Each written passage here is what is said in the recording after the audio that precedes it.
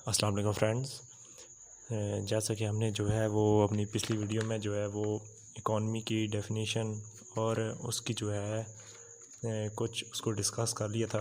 तो जैसे कि पिछली वीडियो में मैंने बताया था कि अगली वीडियो में हम जो है वो इस सूरत हाल में जो पस मंज़र आपको बताया गया है उस सूरत हाल में जो है वो पाकिस्तान की इकॉनमी जो है वो कहाँ पर खड़ी है और पाकिस्तान की इकॉनमी को कौन कौन से मसाइल दरपेश हैं और उनका हल जो है वो आज इस वीडियो में मैं आपको बताऊंगा। तो सबसे पहले हम जो है जो मसाइल हैं पाकिस्तान की इकॉनमी को उनको जो है वो सबसे पहले देखेंगे। सबसे पहला जो मसला है वो है ट्रेड डेफिसिट का। ट्रेड डेफिसिट का जो है वो इसकी डेफिनेशन ये बनती है कि इसको उर्दू में जो है इसका लफ्ज़ी मानी जो है वो तिजारती ख़सारा है। इसकी वजाहत मैं ऐसे करूँगा कि हमारी जो इंपोर्ट जो है वो एक्सपोर्ट्स के मुकाबले में वो बहुत ज़्यादा हैं। तो वो दरमियान में जो ख़सारा बनता है वो हुकूमत की जो जेब से है वो निकलता है। तो जो अभी रिसेंटली जो है वो ऑफिशियल्स के ज़रिए जो पता चला है पाकिस्तान का जो ट्रेड डेफिसिट है वो $32 बिलियन तक पहुंच चुका है। इसका मतलब ये हुआ कि जो $32 बिलियन है वो हुकूमती ख़जाने से जो है वो अदा हो रहा है और ये रोज़ाना की बुनियाद पर जो है वो और बढ़ रहा है। इससे जो है वो इकॉनमी जो है वो अनस्टेबल हो जाती है। उसके बाद जो दूसरा बड़ा मसला है पाकिस्तान की इकॉनमी को वो दूसरा मसला ये है डेब्ट क्राइसिस जो है वो इसकी वजाहत ऐसे की जा सकती है कि जो आपने अपने मुल्क का जो कर्ज़ा उतारना है उस कर्ज़े को उतारने के लिए अगर आपके पास पैसे नहीं है तो उस कर्ज़ को किसी न किसी तरीके से आपने उतारना ज़रूर है। तो उस कर्ज़े को उतारने का एक ही हल होता है कि कर्ज़े के ऊपर जो है वो दोबारा कर्ज़ ले लिया जाए। तो इससे जो है इसको मैं पिछली वीडियो में आपको बता चुका हूँ, इसको कहते हैं सर्कुलर डेब्ट क्राइसिस। पाकिस्तान का जो डेब्ट क्राइसिस है वो $80 बिलियन से भी ज़्यादा हो चुका है। पाकिस्तान जो है वो रोज़ाना 1 अरब रुपए जो है वो IMF को रेगुलर बेस पे जो है वो रोज़ाना पे करता है, जिसकी वजह से जो इकॉनमी है पाकिस्तान की वो कंसिस्टेंटली जो है वो अनस्टेबल हो रही है। उसके बाद हम तीसरे मसले की तरफ आते हैं, वो है बैलेंस ऑफ पेमेंट का इशू। इसका मतलब जो है वो ये लिया जाता है कि आपकी जो आमदन है उससे ज़्यादा अखराजात। तो अगर आपकी जो आमदन है उससे ज़्यादा अखराजात होंगे तो आपको किसी न किसी तरीके से जो है वो जो अपने अखराजात हैं उनको पूरा करने के लिए पैसों की ज़रूरत पड़ती है। तो आप जो है वो कर्ज़ा लेते हैं, उसके बाद फिर जो है आप डेब्ट क्राइसिस में पड़ते हैं। तो ये जो तीन पॉइंट पहले डिस्कस कर चुका हूँ। तो ये पॉइंट थे जो स्टेबल जो है उसको देखने के लिए ये कि मुल्क स्टेबल है कि नहीं। तो पाकिस्तान जो है वो इन तीनों पॉइंट को जो है वो पूरा नहीं कर रहा। ऊपर वाले तीनों पॉइंट जो है उनमें ये पाकिस्तान के जो है वो मेन इश्यूज़ हैं। उसके बाद दूसरा इशू ये है वो जिसका नाम है नॉन ट्रेडिशियस सिक्योरिटी थ्रेट। तो ये मसला जो है वो आज के दौर में अपने अरूज पर है। इसकी वजाहत ऐसे की जाती है, ऐसे थ्रेट या ख़दशात जो मिलिट्री इंटरवेंशन के बग़ैर वजूद में आ जाएं, इसको हम नॉन ट्रेडिशियस सिक्योरिटी थ्रेट कहते हैं। जैसा कि आप मिसाल ले सकते हैं इसकी करप्शन की। तो फ़ौज का तो इससे कोई ताल्लुक़ ही नहीं है, लेकिन ये वजूद में आ ही जाता है। इसी तरह एक और मिसाल ले लें क्लाइमेट चेंज की। इसका फ़ौज से कोई ताल्लुक़ नहीं है क्योंकि क्लाइमेट चेंज जो है वो एक नेचुरल प्रोसेस है। ऐसी चीज़ें जो फ़ौज की मुदाखलत के बगैर वजूद में आ जाएं और जिसके साथ लोगों की सर्वाइवल जो है उसको जो है वो थ्रेट हो और सिक्योरिटी थ्रेट को ख़तरा हो, इसको हम नॉन ट्रेडिशियस सिक्योरिटी थ्रेट कहते हैं। इसकी जो माहिरीन है उसकी मुद्दत का अंदाज़ा लगाते हैं कि ये 15 से 20 साल की मुद्दत तक जो है वो ये अपना जो वजूद है उसको कायम कर लेता है। इस दौरान ये वजूद में आ जाता है। इसकी जो है वो मुद्दत 50 साल तक रहती है।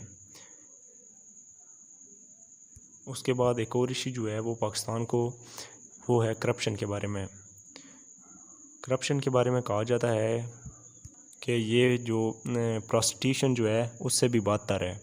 इससे तो सिर्फ़ एक आदमी की जो है वो इखलाकी ज़िंदगी तबाह होती है, लेकिन जो करप्शन होती है वो पूरी जो कौम है उसकी इखलाकी ज़िंदगी को तबाह बर्बाद कर देती है। करप्शन की तारीफ़ इस तरह से की जाती है कि गवर्नमेंट सेक्टर को बाईपास करना और प्राइवेट पर्पस के लिए इस्तेमाल करना, इसको करप्शन कहते हैं।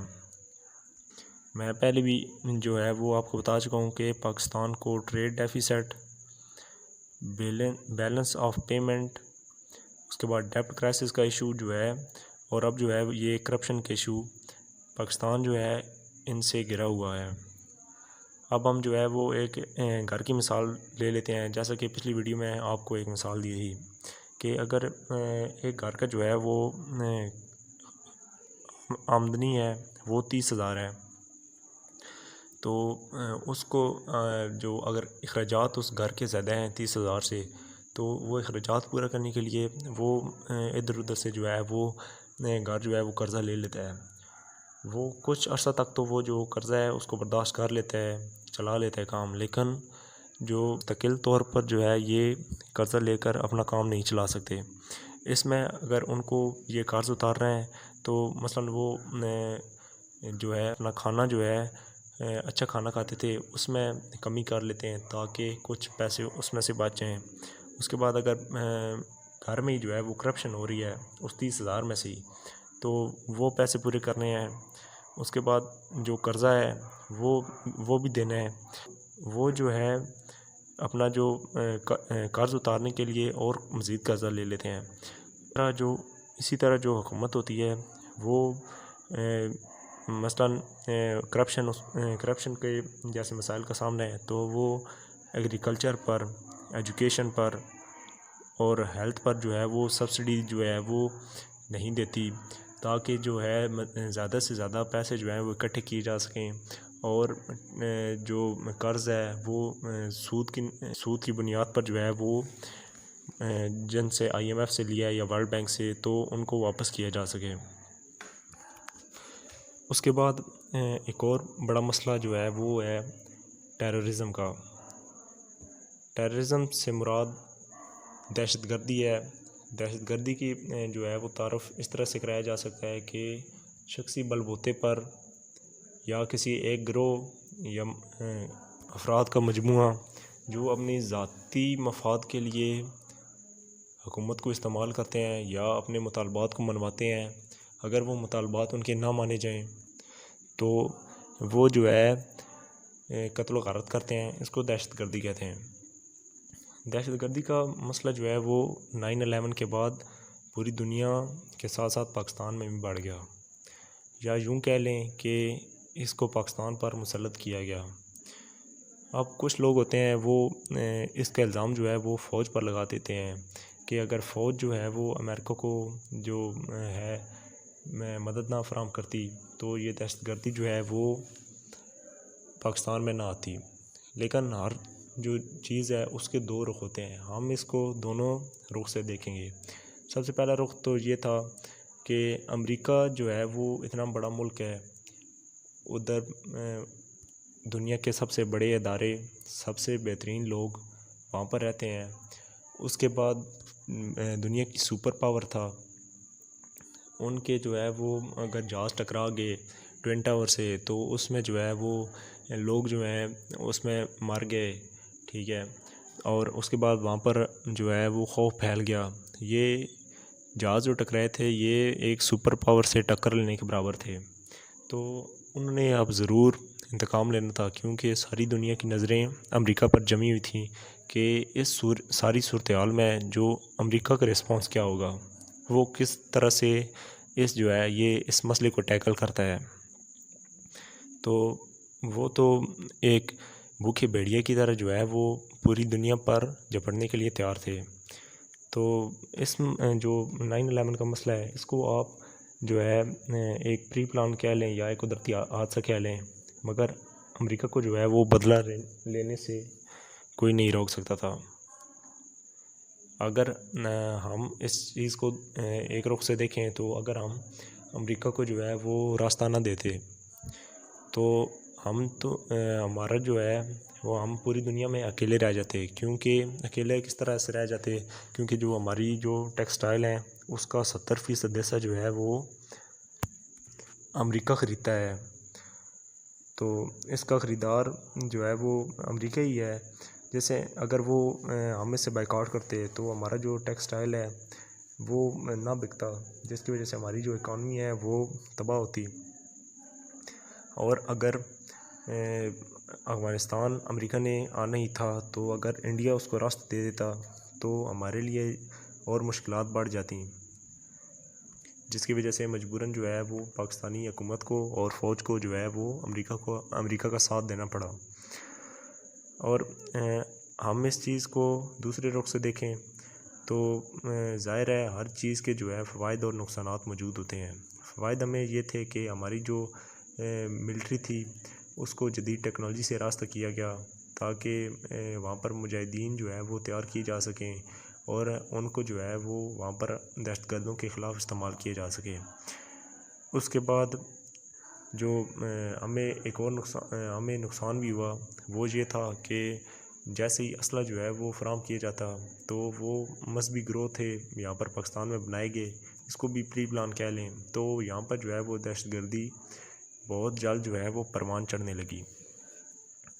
अगर हम अमेरिका से बाइकआउट कर लेते तो अमेरिका जो है वो हमें टेक्नोलॉजी फ़राहम करता है। तो ये जो मिज़ाइल वगैरह होते हैं इनको लोकेट करने के लिए सैटेलाइट्स की ज़रूरत होती है, वो उसका सारा जो कंट्रोल है वो अमेरिका के पास था। अगर हमारी भारत से जो है वो लड़ाई हो जाती तो हम जो है वो मिज़ाइल इधर से फेंकते तो वो रास्ते में ही वो उसको अगर सैटेलाइट जो है वो उसको लोकेशन न देता तो वो डिसगाइड हो जाता या जो है वो डिफ्यूज़ भी हो सकता था, जिसकी वजह से हमें बहुत बड़ा नुकसान जो है वो झेलना पड़ता। इसलिए जो है पाकिस्तानी हुकूमत और पाकिस्तानी फ़ौज ने वक्ती तौर पर जो है वो इसकी कुर्बानी देनी पड़ी। और इसका नुकसान हमें ये हुआ कि हमें जो है वो 70,000 से ज़ायद जो है अपने कीमती शहरी उनकी जो है वो जानों को कुर्बान करना पड़ा। और ISPR के मुताबिक अब तक जो है वो 120 बिलियन जो है वो ख़र्च हो चुका है, क्योंकि मिलिट्री के अखराजात बढ़ जाते हैं। इसी तरह जो मुख्तलिफ़ ऑपरेशन है ज़रबे आज़म और राह रास्त वगैरह, इनको जो है वो शुरू करने के लिए जो है वो हमें जो पैसे हैं वो ज़्यादा ज़रूरत थे। तो इस तरह ये जो है टेररिज्म जो है वो एक मुल्क की इकॉनमी पर जो है वो बोझ डालती है। अब पाकिस्तान की जो इकॉनमी की डेफिनेशन है वो मिलिट्री के पॉइंट ऑफ व्यू से है या अपने आप को कवर करने जो है उस पर लग रहा है। एक और चीज़ जो आपके मुल्क को जो है वो कमज़ोर करती है वो है बायोलॉजिकल वार।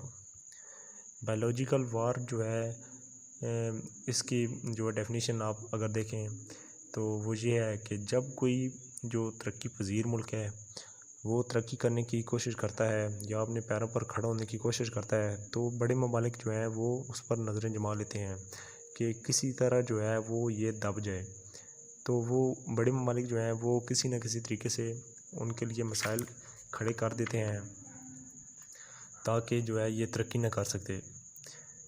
मिसाल के तौर पर पाकिस्तान अगर जो है वो माशी तौर पर अगर मजबूत हो रहा है तो यहाँ पर जो है वो डेंगू वगैरह और पोलियो वगैरह के जो मसाइल हैं वो आम हो जाते हैं।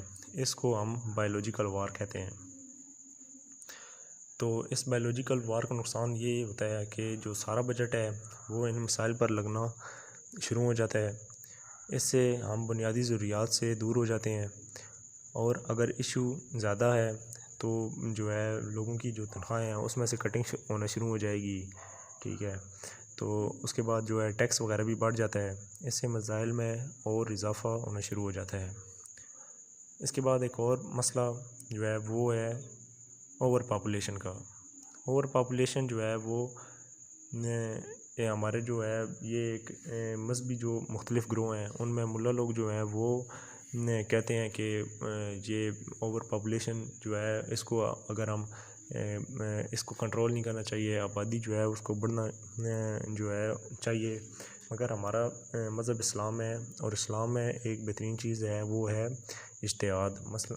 इसका मतलब ये है कि आप अपने जो है बदलते हुए हालात के साथ और बदलते हुए हालात के साथ आप दीनी तरीके से जो है वो अपनी ज़रूरियात को वो पूरा करने के लिए इसमें कोई चेंजिंग कर सकते हैं। तो इसमें हमारे इस्लाम में जो है वो फैमिली प्लानिंग की इजाज़त जो है वो हम अगर बढ़ते हुए इस दौर के साथ देखें तो ये ज़रूरी चीज़ है। तो इस तरह अगर एक आप बच्चे की मिसाल देखें तो वो जब छोटा होता है उसकी खुराक और होती है, जब जवान होता है वो उसको ज़्यादा खुराक और चाहिए, जब बूढ़ होता है तो वो खुराक उसकी जो है कम हो जाती है, उसमें कोई तब्दीली आ जाती है। तो इस तरह जो है ये वक्त के साथ साथ जो है वो चेंजिंग होनी चाहिए। हमारी जो है अभी आबादी जो है वो 22 से 23 करोड़ के लगभग है। तो अगर जो है हमारे पास आबादी बढ़ रही है तो हमें जो है वो हुकूमत को चाहिए कि वो जो रिसोर्सेज हैं उनको भी बढ़ाए। मगर यहाँ पर जो है वो रिसोर्सेज वो लिमिटेड हैं। उसके बाद आबादी जो है वो बहुत तेज़ी से बढ़ रही है, तो जो इकॉनमी है उस पर बहुत ज़्यादा बोझ पड़ जाता है। बोझ पड़ता है तो बुनियादी ज़रूरियात जो हैं वो भी पूरी नहीं होती। उसके बाद जिसकी वजह से ये ओवर पॉपुलेशन जो है ये एक बहुत संगीन मसला है हमारी इकॉनमी के लिए।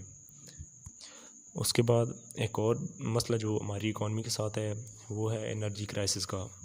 जब आपने इंडस्ट्री लगानी है तो बिजली, गैस वगैरह जो है हमें ज़रूरत होती हैं। आपने इकॉनमी को उठाने के लिए, खुराक पैदा करने के लिए, कपड़ा बनाने के लिए जो है वो आपको पावर की ज़रूरत होती है। पाकिस्तान में जो है वो जो है एनर्जी क्राइसिस का मसला ये बहुत तेज़ी से बढ़ रहा था, मगर अब तो कंट्रोल कर लिया गया है। पाकिस्तान में 4 से 4,500 का फॉल शॉर्ट है जो कि अभी भी बढ़ रहा है। इससे जो मसाइल जन्म लेते हैं वो ये हैं कि जो प्रोडक्शन होती है इंडस्ट्रीज़ की वो रुक जाती है। माल इंडस्ट्री में जो बन रहा होता है वो नहीं बनता, जिसकी वजह से माल जो है वो बनता नहीं है, तो वो बाहर भी हम कैसे बेच सकते हैं, जिसकी वजह से हमारी इकॉनमी पर जो है वो बहुत ज़्यादा बोझ पड़ता है। हमारी जो इंपोर्ट्स हैं वो बहुत ज़्यादा हैं, इसकी वजह से ट्रेड डेफिसिट है कि हमारी जो एक्सपोर्ट्स है वो उसके मुकाबले में बहुत कम है। उसके बाद मसला जो है वो है एग्रीकल्चर डिस्ट्रक्शन का। हमारा मुल्क जो है वो एक ज़री मुल्क है, मगर अब जो ज़राअत है वो जदीद टेक्नोलॉजी से की जाती है, तो इस वजह से हमारा मुल्क जो है वो सिर्फ बराए नाम ही ज़राअत का है। हमारे मुल्क में जो है नकद आवर फसलें जिनमें कपास, गंदम, गन्ना और चावल हैं। अब इनको पैदा करने के लिए जो है खाद चाहिए होती है जो कि महंगी मिलती है। पानी जो है वो महंगा है। पानी जो है वो ट्यूबवेल से आता है जिसमें डीज़ल या पेट्रोल पड़ता है, तो किसान के लिए ये बहुत महंगा अमल है। इसी तरह जो बिजली है वो भी बहुत महंगी मिल रही है। हमारा हमसाया मुल्क जो इंडिया है, बेशक वो हमारा जो है वो हम दुश्मन ही है, मगर वो जिस चीज़ में आगे हैं हमें उनको अप्रिशिएट करना चाहिए और उनसे सबक सीखना चाहिए। वो ज़राअत में हमसे बहुत आगे हैं। वहाँ के किसानों को 1 रुपया पर यूनिट बिजली फराहम की जाती है, इससे उनको बहुत ज़्यादा फ़ायदे मिल रहे हैं।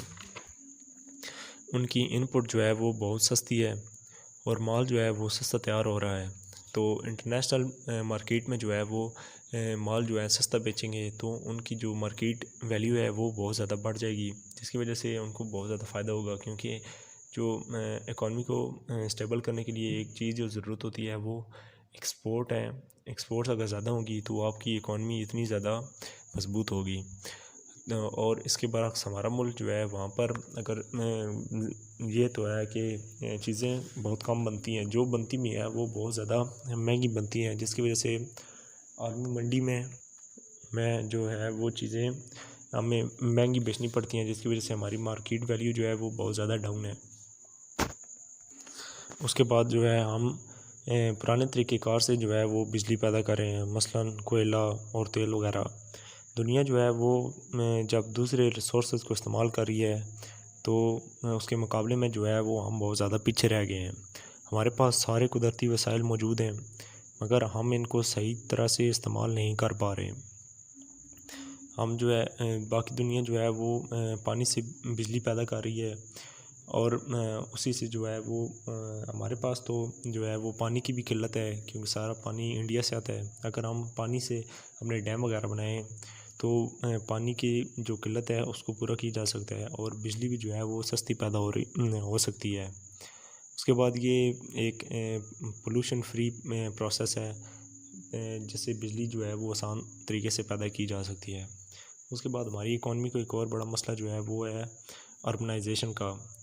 ये मसला जो है इसमें लोग होते हैं देहात से, वो जो है वो ज़्यादातर शहरों की तरफ चले जाते हैं, जिसकी वजह से वो ज़राअत में जो है वो बहुत ज़्यादा कमी आ रही है। आप सल्लल्लाहु अलैहि वसल्लम का जो है फरमान है कि शहरों को फैलने से बचाओ। इसका मतलब ये हुआ कि एक शहर तो बन गया, तो अब जो दूसरे शहर हैं उनको आबाद करें। मगर हमारे यहाँ ये एक रवाज चल रहा है कि अब लाहौर बड़ा शहर है तो उसको ही मज़ीद फैलाया जा रहा है, तो वह बहुत बड़ा शहर बन जाता है लोगों को, क्योंकि वहाँ पर जो है वो बहुत ज़्यादा सहूलियात मुयसर आती हैं। इस वजह से वहाँ पर जो है जगह की किल्लत हो जाती है, तो वहाँ पर जो है वो बहुत ज़्यादा कॉलोनीज़ बन रही हैं, जिसकी वजह से बहुत से मसाइल हैं। उनमें पानी का मसला जो है वो बहुत ज़्यादा आम है। उसके बाद हम आगे चलते हैं तो हम देखते हैं कि दुनिया के जो ममालिक हैं वो जो तरक्की कर रहे हैं, उनमें इंडिया है, ब्राज़ील है, चाइना, अमेरिका को तो चलो आप कर लें, वो तो तरक्की याफ्ता मुल्क है। जो ममालिक तरक्की कर रहे हैं ये जो है अपनी एक्सपोर्ट्स को बहुत ज़्यादा बढ़ा रहे हैं, अपने रिसोर्सेज को अच्छी तरीके से इस्तेमाल कर रहे हैं। अब हम देखते हैं जो ममालिक तरक्की याफ्ता हैं उनमें अमेरिका, रशिया, ब्रिटेन, ये ममालिक हैं, ये तरक्की याफ्ता ममालिक हैं। वो अपने रिसोर्सेज को तो इस्तेमाल कर रहे हैं, मगर वो इन्हीं रिसोर्सेज को आगे बढ़ाने के लिए जो है वो काम कर रहे हैं। उसके बाद वो जो है वो सूरज से बिजली पैदा कर रहे हैं। अमेरिका का जो टोटल जीडीपी है वो बाकी जो तरक्की पज़ीर ममालिक हैं उनके अगर हम मिला लें तो भी जो है अमेरिका के जीडीपी का मुकाबला नहीं किया जा सकता। अब हम देखते हैं कि इकॉनमी के जो ख़राब है, इकॉनमी ख़राब होने के से जो हमें मसाइल दरपेश हैं वो क्या हैं या क्या हो सकते हैं। उनमें सबसे पहला जो है वो है डिफ़ॉल्ट स्टेट। इसका मतलब ये है कि आलमी मंडी में जो तिजारत होती है, अगर वो देखें कि ये मुल्क स्टेबल नहीं रहा तो वो उससे ट्रेडिंग जो है वो ख़त्म कर देते हैं और ट्रेड रूट से उसको निकाल दिया जाता है। तो वो मुल्क जो है वो पूरी दुनिया से जो है वो कट ऑफ होकर रह जाता है। उसके बाद दूसरा मसला जो है वो है डी न्यूक्लियराइजेशन का। अगर किसी मुल्क का जो कर्ज़ा है वो बहुत ज़्यादा बढ़ जाए तो उस मुल्क को वो जो है वो डी न्यूक्लियराइज़ कर देते हैं। तो उनमें जो है बाकी दुनिया में तो अभी जो है वो 7 ममालिक ही हैं जिनके पास जो है एटम बम मौजूद है। तो पाकिस्तान का कर्ज़ा उनमें सबसे ज़्यादा है।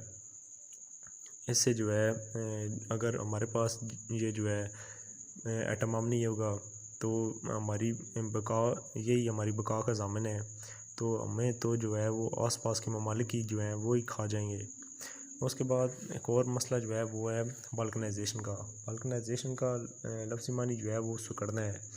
इसका मतलब ये है कि अगर किसी मुल्क का कर्ज़ा ज़्यादा है तो बाहर का मुल्क जो है वो उसको डायरेक्टली जो है वहाँ से कंट्रोल करेगा। जिस तरह आप इराक़ की मिसाल ले लें तो अमेरिका जो है वो डायरेक्टली उसको कंट्रोल कर रहा है। उसके बाद मसला जो है वो है बेरोज़गारी का। बेरोज़गारी जो है अगर इकॉनमी आपकी ख़राब होगी तो ज़ाहिर है उसमें बेरोज़गारी और ज़्यादा बढ़ जाएगी, क्योंकि इंडस्ट्री नहीं लगेगी, बाहर से लोग सियाहत के लिए नहीं आएंगे, तो इकॉनमी जो है वो किसी न किसी तरीके से जो है वो ख़राब हो जाती है, जिसकी वजह से बेरोज़गारी का मसला जो है वो बहुत ज़्यादा बढ़ जाता है। अब हम जो है इनके जो है मसाइल के हल को देखते हैं कि इस मसले को हल कैसे किया जा सकता है। सबसे पहला मसला जो है इसको हल ऐसे किया जा सकता है कि हमारा जो है मज़हब इस्लाम है, तो हमारे मज़हब में जो है वो सूद जो है वो उसको हराम करार दिया गया है। तो अगर हम IMF से जो कर्ज लेते हैं तो वो हम जो है वो सूद की बुनियाद पर ही लेते हैं। तो अगर हम सूद की बुनियाद पर ही कर्ज लेंगे या वापस करेंगे तो हमारा मुल्क जो है वो तरक्की कैसे कर सकेगा। हम जाई इस्लाम के कानून से जो है वो मुखालिफ रहे हैं तो हमारा मुल्क तरक्की कैसे कर सकता है। यही कर्ज़ा जो है हम जो अपने दोस्त ममालिक हैं इस्लामी ममालिक, उनके साथ जो है OIC में जो शामिल है उनके साथ अच्छे ताल्लुकात कायम करने के लिए उनसे कर्ज़ा बग़ैर सूद के ले सकते हैं। इससे जो है एक तो ये है कि हम जो है उनके साथ ताल्लुकात बहुत अच्छे होंगे, जो कि अभी वक्त की ज़रूरत है। तो दूसरा ये कि जब हमारे पास जो है वो कर्ज़ा वापस करने के लिए पैसे आ जाएंगे तो तब भी हम दे सकते हैं। IMF का ये मसला है कि हमें हमें वो किस्तें देते हैं तो हमें वो किस्त मखसूस वक्त में जो है वो वापस करना पड़ती है। उसके बाद जो है दूसरा हल ये हो सकता है कि हमारी जो इंपोर्ट्स हैं उनको एक्सपोर्ट्स के मुकाबले में कम किया जाए, मगर जो कम तो खैर अगर इसको ना ही करें तो बेहतर है, क्योंकि बाहर से जो इंडस्ट्री का सामान वगैरह आता है वो बहुत ज़्यादा आता है। हम ये जो हमारी जो एक्सपोर्ट है ना, हम इसको मज़ीद बढ़ाकर जो है वो ट्रेड डेफिसिट जो है वो उसको बैलेंस कर सकते हैं। इससे जो है वो रेवेन्यू जनरेट होगा, जिसकी वजह से हमारी इकॉनमी जो है वो मज़बूत होगी।